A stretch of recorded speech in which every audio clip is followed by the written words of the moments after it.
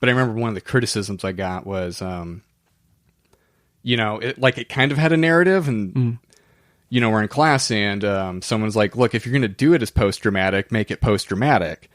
But if you want it to have a narrative, then have it have a fucking narrative, but you can't, straddle this line. It's not working. Mm-hmm. So I was like, that was a good point. And I kind of walked away from it for a while.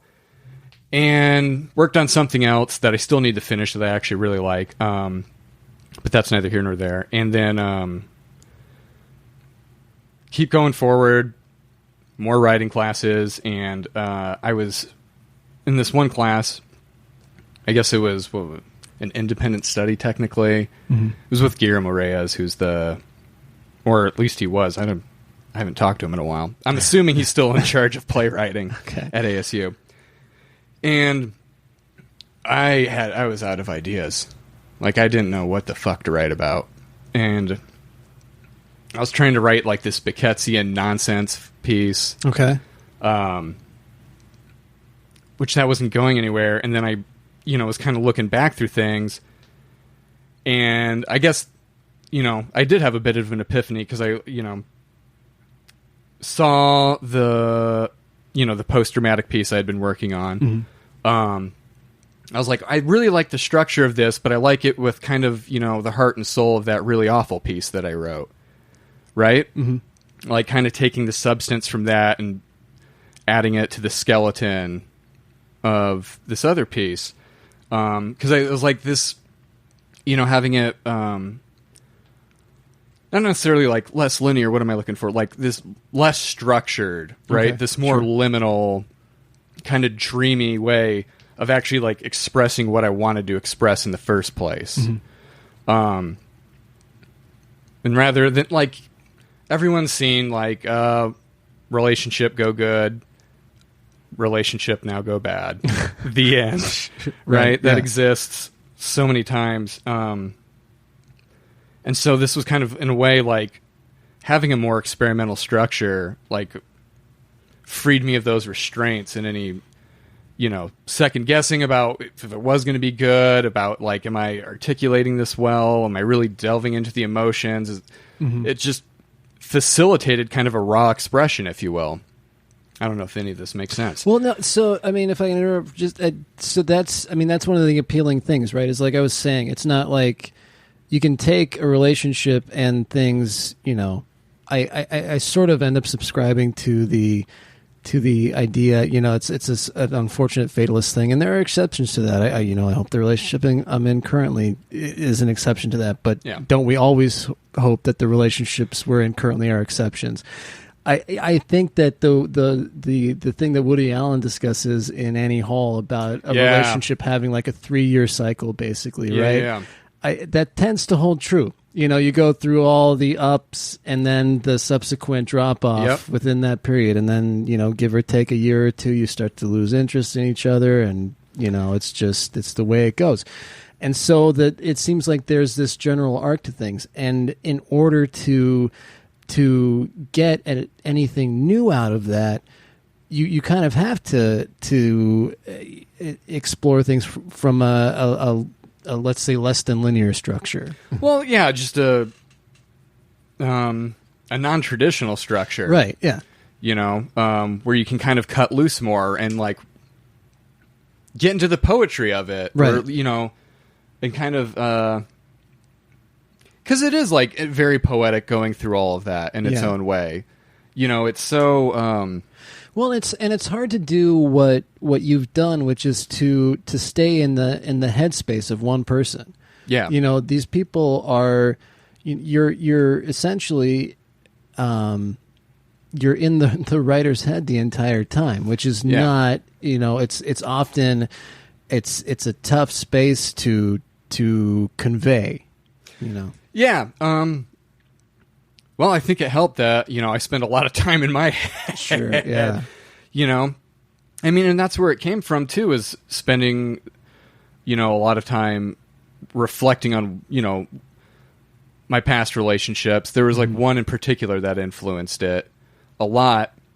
And kind of actually, like, the amount of time I fucking wasted, like, pulling it apart, picking it apart, and breaking it down and analyzing it, when it's, not, it stops being productive after a while, right? Right. It starts eating you up. Right. And you just start hating yourself. Sure. Yeah. And you're like, I fucked everything up. Right. But at the same time, I think part of it too, for me was in a way, kind of embracing, like, cause, like the one relationship, fuck it, I'll just like dig into this. Yeah, why not? It's an audio medium. Yeah. Here's all of my baggage, everybody. That's what podcasts are for. Yeah. Yeah. But like, so like I had this relationship, super infatuated with this girl. She was smart, funny, talented, beautiful. So it's doomed. Yeah, it was doomed from the get-go. And it was like very intense too. From the start, like, well, we have this connection and everything. And, yeah.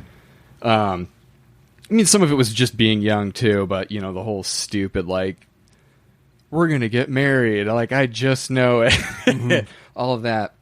But, so the ostensible at the time, how I looked at it, bone of contention that ended up happening is, she started cheating on me, right? And so, and I think that's kind of what society kind of defaults to, is like when someone cheats, it's like, well, they're the bad guy.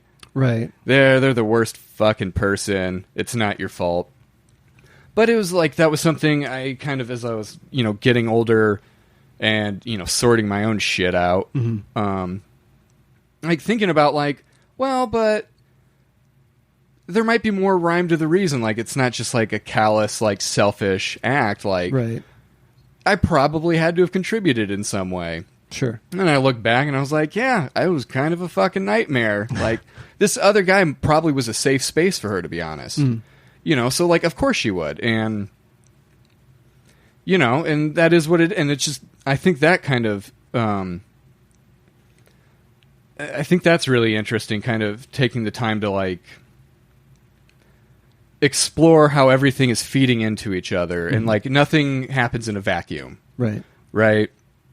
But at the same time, spending way too much time. Now I'm sitting there with this, realizing all the things I've done wrong. Sure. Whereas before I walked away and was like, yeah, she's just a infidelitous bitch. Sure.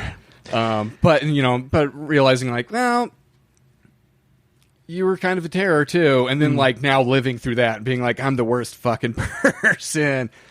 All these things I did, and just it's showering in shame. Hindsight fucking sucks, right? If you actually like start to think about your own culpability, and you're absolutely right. It does, there are two people in a relationship, and one person, it's not a vacuum, like you said. Yeah. I mean, these things just don't happen out 99.9% of the time. It doesn't just happen out of the blue. Sure. Yeah. I mean, if there's something that, whether it's, you didn't have the conversation about something, or you were, it's happened to me a lot is that I will get in my own head and completely not be thinking about the other person. Sure. It's like a default mode. It's like, yeah, but that is something that'll contribute to the way they react to that. And absolutely. Yeah. Well, and it's, hard sometimes to, something I've fortunately gotten better at. I don't know. Years of therapy probably helped. Maybe. But it can be hard to kind of, when you're like in it, to put yourself in that other person's shoes, because you're feeling it so strongly, and it can be, overwhelming. Right. Like, it's all you can think about. Like, it's just consuming you, I guess. And rather than taking a breath and being like, well, this is where they're coming from, or maybe this is how they're looking at it, this, that, the other thing. And especially when you struggle with being like an insecure person, right? And a healthy amount of self-loathing, you're just internalizing everything and feeling this flame even more. Right. Until like the other person it's all about me. right? Like me, how I feel, what you're doing to me, what this does to me. Well, when you have a healthy amount of self-loathing, then it's really easy to take on the victim mentality really fast. Oh, God, it's so easy. Yeah. It fits. Exactly. I hate myself, and so you hate me too. That's, yeah. But why do you hate me and fuck you for hating me? At the same time. Yeah. Like just that ass backwards logic that happens. This is inevitable. How could you do it? Yeah. Of course this would happen. Why? Yeah. Yeah. So, and I guess that's kind of a lot what's going on with, Lavender. Well, but there's some of the examination of that in the filmed pieces too, right? Yeah, that's what those are. Especially because the show can be so fucking intense. Mm-hmm. And that actor's great, by the way. I mean, all of the actors are great in this. I should say. I should hope so, because I'm in the damn show too. Yeah, right. Which I have a question about that in a sec. But, I mean, and I've seen him before. But Steve Wilcox. Steve Wilcox. He's fantastic. He's something. Oh God, we were so lucky to get him. Because he was in Are You Mad Ophelia? Yeah. Yeah, he's such a great talent. And originally, for that character, we wanted someone like physically on stage, and like we just couldn't find anyone that would work. Gotcha. And I was a part of the casting process at the time because I wasn't going to be in the show at that time. And then, and it just all of a sudden kind of clicked, and I went to Jake Hilton, the director. And I was like, what's Steve Wilcox doing? Maybe we can film him and project that. Mm-hmm. And that worked out. And he did such a fantastic... He was very different than I had actually envisioned that part. But it worked out way better. He did it way better than I pictured in my head. Yeah, that was a fantastic performance. He was great. But yeah, that is like, the point of those monologues is like that reflection, right? Mm-hmm. And like... I feel like a much more honest reflection than the rest of the show is, in a way. Well, but it helps tie the rest of the show together, too. Sure, and it gives everyone a break at the same time. Like, calm, like, there's like an equanimity to it, to kind of break up all the histrionics. Right. And like... But the way that he escalates with each successive scene is a pretty masterful performance, too. Yeah, absolutely. Yeah, God, he did amazing. I can't express like how fucking pleased I am with what he did with it. But he's just great in general, so I shouldn't have expected anything less. Well, but what's interesting though, right, is that dynamic, right, is that he gets to do a great job once and have it be the same each time. That's it. He's done. Yeah, you guys are in it every night. Every single time. And how difficult is that for you to have to revisit that, since so much of it is drawn on your experience? It was hard at first. I was like, shit, I'm so far removed from this. And like the script, even like I'd finished basically 2 years ago. There were some edits.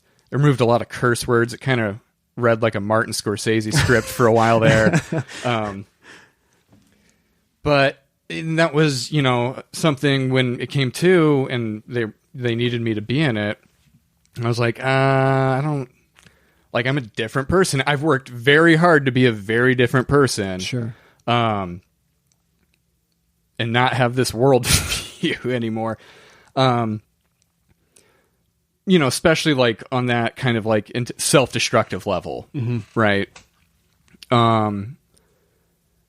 So it took a moment, but at the end of the day, I've been acting for like 12, 13 years now. So you get over it. It's just like, this is like, it doesn't, you get like, I guess I had to get past like, it's about me, right? To being like, it's the character, and this is character work like any other show.